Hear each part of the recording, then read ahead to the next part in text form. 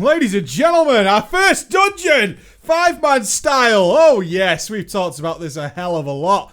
And it's with great anticipation I managed to get to step in there. What we're going to be doing for WoD is I'm going to be doing them on all 4 roles. I think that's a fair assessment of, because there's some mechanics that you can avoid, just totally ignore if you're doing one of the other roles. So I did them on all of them so we can have a fair commentary. I'm going to be speeding through the trash on my tank, and then we'll be cutting to healing and ranged DPS and melee and so on and so forth, so we can get an idea of that. As always, this is Alpha.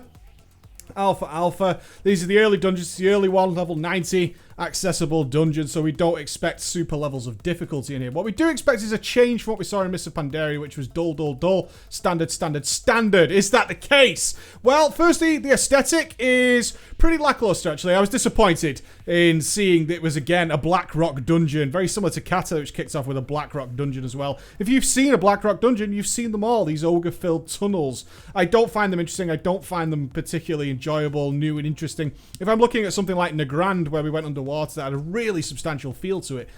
This dungeon, not so much. It's the same thing we've seen before. If you've ever been in UBRS or anything like that, of course, you've seen this dungeon. It's all exactly the same.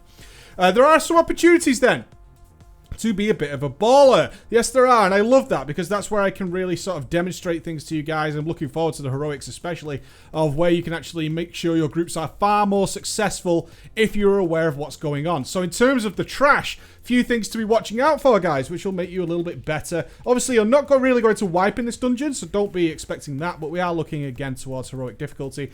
The caster trash mobs, as always, are the dangerous ones, yeah? The caster trash mobs, there are certain things to be looking for. One is particularly the earth shield that the casters will put on themselves. 75% reduced damage. Get your master spells, get your purges. It can be interrupted. It has a hell of a long cast, but of course they're going to be casting other spells as well, so you'll fall into that situation, which is pretty much, I've interrupted, then it starts casting its Earth Shield. So the balls out there will be hanging on for when it casts the Earth Shield when you spot that mob. We're just about to come to the first boss.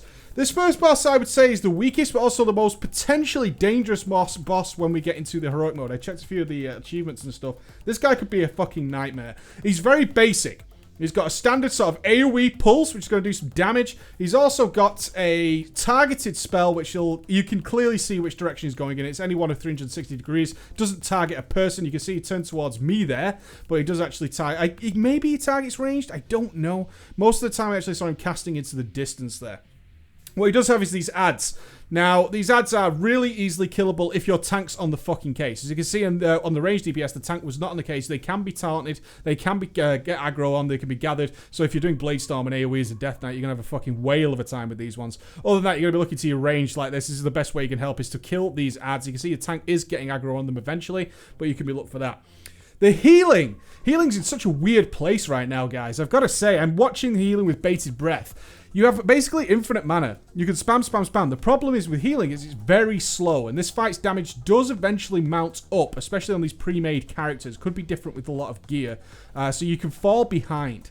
In terms of tanking, like I said, he's only got the 3 basic mechanics, so your job essentially is to pick up the ads, get them controlled, and hopefully your DPSs will be cleaving them down. I just created death balls wherever possible for them, but that boss will go down there. A lot of danger, a lot of risk of nearly dying. You can see the health bars on the guys there as we came to the end of that fight. It mounts up quickly, and again, it's because healing at the moment is extremely slow, very easy to fall behind, and you find yourself spamming. Mana, never an issue. Never an issue with mana. Always trying to catch up, though, if the damage gets slightly out of hand. It was the first time I healed, though, in Warlords of Draenor, but I did notice the same thing happening on every single fight. Other aspects of the trash that we can look for, again, to be a baller, is Subjugate. These casters, again, doing a mind control. It can be dispelled and interrupted, so whichever class you guys are going to be playing, you generally can probably deal with this situation. I noticed that if Mind Interrupt was on cooldown, it's again that classic situation that we see in Pugs, is Subjugate was just being allowed to channel. It's a channeled spell. So keeping an eye out for that when you guys get in here is watching out for the Subjugate. Again, a lot of red herring casts going on from the casters, which I like. I like the fact that if you're just doing straight up interrupts, that's actually not quite good enough. Nice. I like that. Step 1, be interrupting. Makes you a good player. Yeah, good player, interrupting on cooldown, doing what he's doing, watching for cast bars and all that kind of stuff. Better player knows what spell's going to be dangerous, knows what to look out for, and that's how he's going to really shine in there. So you're looking for this Subjugate. You're going to find it. A lot of the ogres are going to cast it, as well as dropping purple pools of silence, which is going to be affecting your healers and your casters. So I'm already inspired by the extra mechanics going on, even on the trash. Some very standard fire elemental stuff there, which brings us up to our second boss. This one, I don't know what to make of this one. I really don't know what to make of this one. It seems a little bit on the lazy side. So kind of a mix of Ignis, a Furnace Master, I kind of want to say, and a combination of other bosses. He's a shaman who's going to summon some elementals. Now, the elementals don't do much of anything. So as a melee, they're just cleave targets, essentially. You can see the Earth Elemental coming in there, and I believe a Fire Elemental should be coming. I think that might be it there, dropping with that Cinder. There it is, that Fire Elemental dropping in.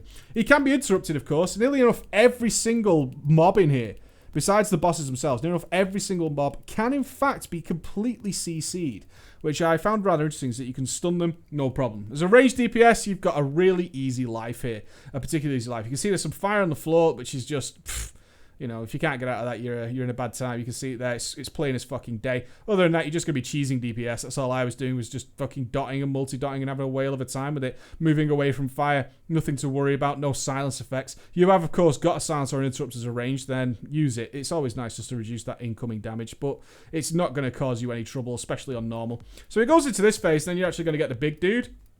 And again, big dude, nothing particularly scary here. Just to see what he could do with the range. Healing was massively boring. Hugely boring. You can see how slow these casts are, but you can see I'm actually going, holy fire, smite spam. There was nothing to heal here, nothing in danger. You'll get these extra elementals. This is more for the tanks. These things are stationary, can't be aggroed, but they need to die. They'll start casting spells. Maybe you can leave them up and ignore them. I can imagine that's how it's going to be at the end of the day. Well, my mindbender trolls the fuck out of me there, little bastard. It's up to the tanks just to drag the boss over to those elementals. That's the easiest way of dealing with this guy. Other than that, he's got a ground AoE, which is the longest cast in the universe. You're never going to be hit by it. I haven't seen, even in pugs, any melee whatsoever hit by this ability whatsoever. Just a standard ground AoE. Move the fuck away. Not interesting. As you can see, as the tank just moving over the elementals. Look how quickly they die. They'll probably have a lot more health in it. And there's the ground AoE. A lot more health in heroic. But other than that, yeah, it's a combination of... There's a lot of stuff going on, and none of it is particularly interesting, is what I'd say about that boss. None of it are particularly interesting whatsoever. Well, in terms of the physical trash, though, for you tanks out there, it's very easy to pull this dungeon. There's not dangerous pulls, should I say, where you're risking. There are a couple of patrols, but even if you pull them, you can easily cleave this stuff down. All the physical damage that can be done in this dungeon is completely avoidable. Near enough, you can see the fogs on the floor, the smoke fogs. Those are actually all the physical damage that are done. Those are the physical special attacks. Very easy to get out of tanks, so you're not going to have any difficulty with that. You've got to be a bit of a scrub to stand in that. It might even stun you. There's our third boss. Weird one, interesting, boring as fuck if you're a tank or a melee. I'm going to show you a little bit of tanky and melee here. This boss is completely stationary. All he does is drop these rather large boulders, as you can see there. And all your job is, as a melee or a tank, is just to avoid them. As a tank, all you can do is turn him. That's it. He's stationary. He can't be moved. All he can do is turn to face things. And your entire job is to avoid these boulders on the floor. What you're not going to be aware of is what the ranged are dealing with, which is considerably more. This is a ranged and a healer fight. As you can see, these boulders actually turn into actual big fucking boulders, which come rolling at you. Very cool. Predictable as all hell, though. There's 3 locations the boulders can drop, and they run in a straight line down the bridge, so you can very easily avoid it. Then you're going to get this harsh wind, this downdraft. Seen this kind of thing before. Nothing to be unexpected. As you can see, you can cast while it's pushing you back, and you can move forward. So ranged DPS, after I saw this, you're going to be standing next to the boss after 3 boulders, and that means you're going to be able to cast all the way down there. What you can then see is that it fills up with fire. This is kind of a soft enrage, I would say, but there was no danger. That was me trolling. That was actually a friend from the guild. Don't worry about that. A little bit of life grip fun going on there. The harsh winds is the bit where you'll probably pop a healer cooldown. I can imagine this being quite nasty during heroic. It's not too bad on normal. I noticed that when I was healing it, I was prepared for it. I was prepared for the harsh winds, so I had some big heals up. Had my perfect chakra up for it. But other healers who were unprepared and not ready for it, it actually did significant amounts of damage, even on normal mode. I saw some people getting very low. Used my rallying cry and such when I was playing a DPS warrior there just to help out the group. But other than that, not a difficult boss. It could get messy on heroic. I'm hoping so. There's so much potential here. This is the great thing. So much potential for something to be really hard, especially if we look towards the challenge modes. This could be some particularly tough stuff Very particularly tough stuff. So we're moving on to the last boss now. This trash is only dangerous in terms of the damage it does. That's it. Again, healing is really slow. Really slow. Very odd. Very, very odd. We're looking to get some more levels on my healer and some more haste. I am using the pre-made, so that could be a big factor. But you can see actually my health dropping relatively low here. I'm not getting knocked out of healer range by any means, but I'm using pretty much everything under the sun here to survive these two ogres. And they're pretty nasty. They hurt. They hurt on my little pre-made tank there. They hurt a little bit. Other than that, last trash pack. Leading before the last boss here. Mass interrupts. If you're a warrior, certainly your disrupting shout is a godsend in this dungeon. Lots of interrupting to be done. Nice and easy stuff. Moving on to this last boss then. This is the mechanic that's certainly going to be the one to watch for in Heroic. As you can see, that black sludge that forms on the floor and then leaves the fire patches. Now, that actually is formed where people stand. Very cool mechanic we're probably going to see in challenge modes, or certainly in Heroics, is that people just gather on top of each other to ensure that that only actually forms a very tiny area of the map, because you can completely control where those fire brands stand. But where they stand, you can see they land under your feet, right there, and then they fill the room. Yeah, they're going to completely fill the room if you're not careful. So if you all stood in a big pile, real easy just to get it in a really small area and not have the room fill up with fire.